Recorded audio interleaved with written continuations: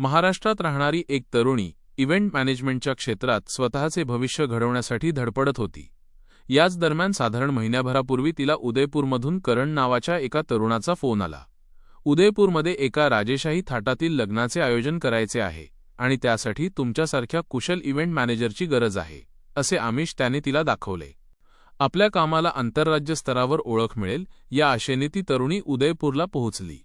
मात्र तिला कल्पनाही नव्हती की ज्या शहराला सरोवरांचे शहर म्हटले जाते तिथे तिच्यासाठी एक भयावह काळोख दबा धरून बसला आहे. उदयपूरला उतरल्यानंतर करणने तिला एका सुनसान भागात असलेल्या फार्म हाऊसवर नेले.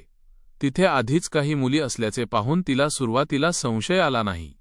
काम सुरू व्हायला अजून 10 दिवस आहेत, तोवर इथेच मुक्काम करा, असे तिला सांगण्यात आले.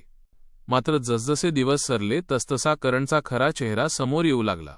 त्याने अचानक त्या तरुणीवर एका अनोळखी व्यक्तीसोबत शारीरिक संबंध ठेवण्यासाठी दबाव आणण्यास सुरुवात केली. ही मागणी ऐकताच तरुणीच्या पायाखालची जमीन सरकली. तिने या अनैतिक कृत्याला कडाडून विरोध केला.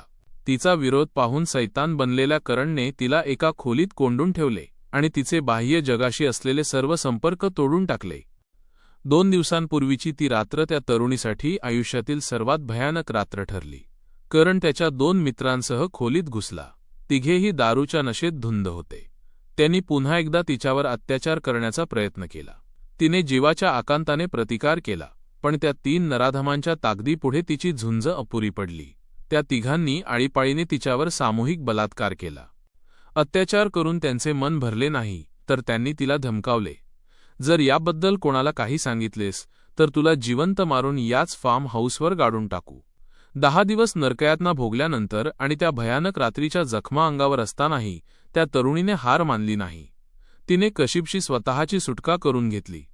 अनोळखी शहर, अनोळखी रस्ते, पण मनात न्यायाची जिद्द घेऊन तिने थेट उदयपूर पोलीस अधीक्षक कार्यालय गाठले. तिची अवस्था आणि तिने सांगितलेली आपबीती ऐकून पोलीस प्रशासनही हादरून गेले. घटनेचे गांभीर्य ओळखून अतिरिक्त पोलीस अधीक्षक उमेश ओझा आणि सुखेर पोलीस ठाण्याच्या पथकाने तातडीने चक्र फिरवली. पोलिसांनी छापा टाकून मुख्य आरोपी करण आणि त्याच्या एका साथीदाराला बेड्या ठोकल्या आहेत. तिसरा नराधम अद्याप फरार असून पोलीस त्याचा कसून शोध घेत आहेत.